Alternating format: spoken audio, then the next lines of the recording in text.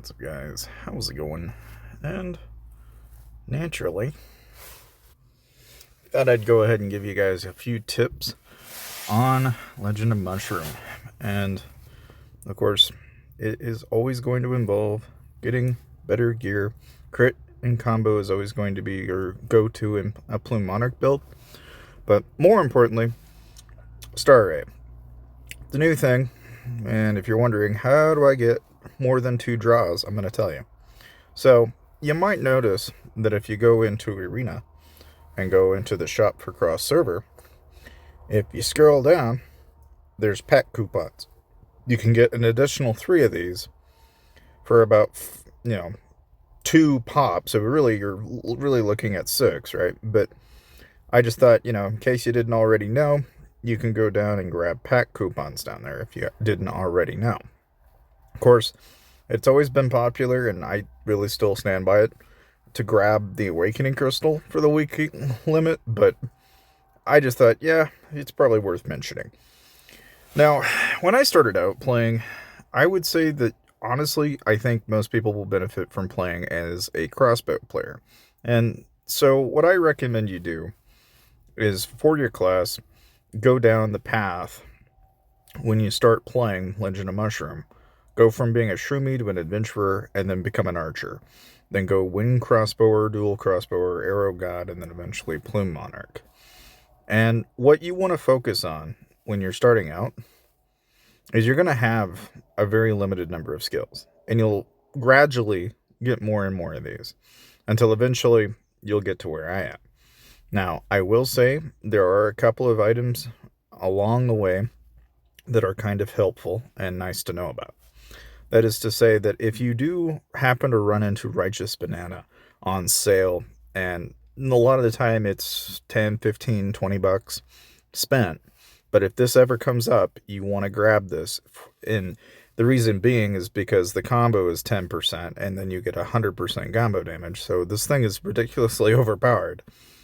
But the other thing is eggplant. A lot of people that are playing this game diehard will spend the 50 bucks and pick up eggplant. But is it really necessary? Not really. Like, yes, it's going to help if you're trying to min-max against a lot of the top players in the game, but in all honesty, most people can probably thrive without it. That said, what about gear, stats, relics, the 9 yards? I would say this is the set of relics that I would wear.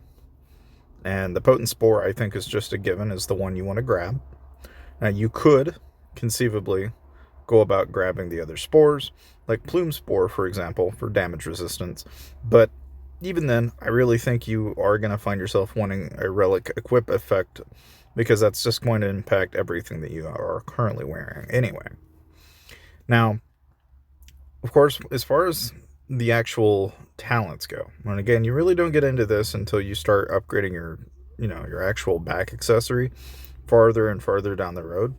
But once you do, I mean, really about all you got to do is go into the archery path, and you only want 2 stats: crit damage and combo damage, and that's it. And it's relatively easy. Like, once you acquire those, you can pick up speed if you want. That's kind of something you can pick up after the fact. You can get combo healing if you want. But really, if anything, you just go back into the Fury tree then, and guess what? You pick up more crit damage, and that's all you do. And then once you've done that, you just start filling up the attack, HP, and defense trees. That's it. That's all there is to it. Now, of course, as far as tips go, right, I've kind of showed you last video how you should probably try to min-max your assault lamp, which is really all you need to do in order to progress. Even like here, like say if you're stuck on a challenge, okay, tab back out and tab back in, tab back out, tab back in, and you'll actually occasionally win on a roll. I don't know why it does this, but it does in fact delay it enough that you'll actually get something from time to time. But it's not a tried and true method by any means, right? I mean, most of the stuff that you'll earn, and this is really, I think, advice that I would have loved to have known myself, is that if you go through the cross-server matches, PvP and PvE are going to be 2 completely different animals. And that is to say that you can go down into battle plans and you can set up your own custom set and have, a whole set of things just for PvE, and then another set for PvP, and so on and so on. That's where you want to handle that anyway. But for the most part, you'll notice that I focus on crit rate and combo here, and crit damage, and combo multiplier, and everything kind of follows suit. There's not really a whole lot to it other than the fact that when you go over to the prayer statue, you want to try and get as much global combo damage on your statue as you can possible.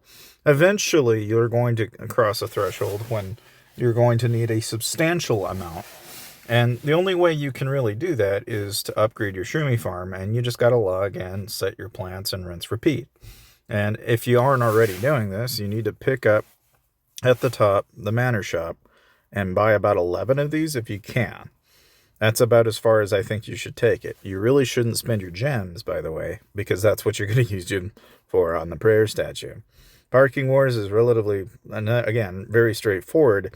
You just go in here, set your mounts in, and then, when you're starting out, you'll probably go over into the cross-server spots, and you're going to do a lot of that, where you're basically just jumping back and forth between whether they're in peace or whether they're in guard mode.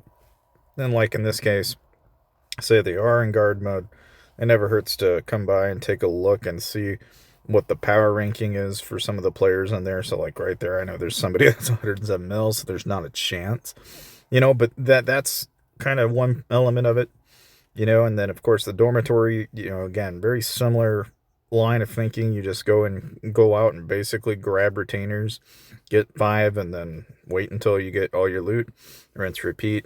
Mine's the same way. I mean, you're just basically pickaxing your way to victory here. I mean, there's not really a whole lot to it. But the main thing with the tech tree in particular really is you go through and you want to rush through a lot of it. You'll go down the pickaxe path probably faster because you're limited by the amount of ore. And that is kind of where a lot of your headache is going to be. So you wind up having to speed up the amount of ore you acquire in order to upgrade faster. And that's really kind of where the time sink is. Now, as far as getting a host, it comes in handy to pair up with somebody that's pretty active. Because if you pair up with somebody that's active, then you can work on upgrading your heart. And the heart will give you more stats. Which, basically the hearts are used for the ring.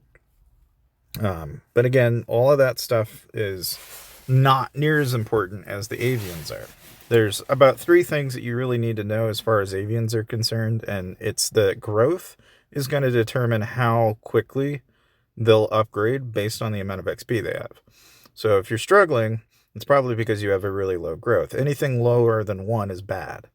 Because what you ultimately want to do is you want to get an avian that has, whatever stats that you're trying to do for your class. So in my case, a Plume Monarch needs crit damage, it needs combo damage, it needs combo multiplier, which is global combo, and you need that a lot. Now, is this like best in slot? Oh no, this is hardly the best in slot.